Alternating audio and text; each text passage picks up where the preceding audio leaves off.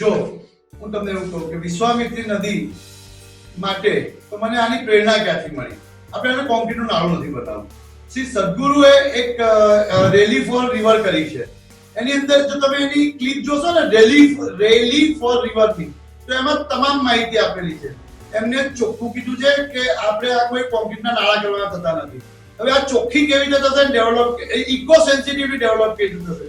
તો આનો એક આદર્શ દાખલો છે કે સિકંદરાબાદની અંદર શહેરની વચ્ચે એક 17મી સદીની વાવ હતી જેનું નામ બંસીલાલ પેટ છે. એની અંદર લોકોએ આશરે 2200 ટન જેટલો કચરો નાખી દીધો હતો અને વાવને બંધ કરી દીધી. હવે ત્યાં એક અરવિંદ કુમાર કરીને આઈએએસ હતા અને એક આર્કિટેક્ટ કલ્પના પરેશ, એ બંને ભેગા થઈ અને એ આખી વાવનું રિવાઇવલ કર્યું. વાવની અંદરથી લગભગ 100 તજજ્ઞો અને 1000 મજૂરો દ્વારા એ બધો જ કચરો બહાર કાઢીને ફેંક્યો અને એને એટલી સરસ ડેવલપ કરી કે અત્યારે કલ્ચરલ સેન્ટર તરીકે અને ટુરિસ્ટ સ્પોટ તરીકે લોકો ત્યાં જોવા જાય છે.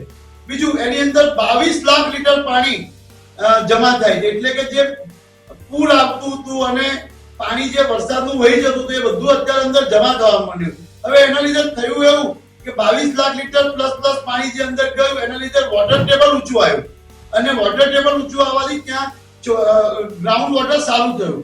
તો મિત્રો, હજુ ફરીથી તમને કહું છું કે નદીઓનો વિકાસ પણ આ રીતે થવો જોઈએ અને વિશ્વામિત્રીનો પણ આવી રીતે થશે અને આવી રીતે થવો જોઈએ તો આવનારી પેઢીને આપણે શુદ્ધ હવા, શુદ્ધ પાણી અને ગ્રીન વડોદરા આપીને છીએ. અને મારી નમ્ર અપીલ છે કે આપણે વડોદરાનો આવો વિકાસ કરીએ અને વડોદરા દેશને રાહ ચિંતાઓ બને.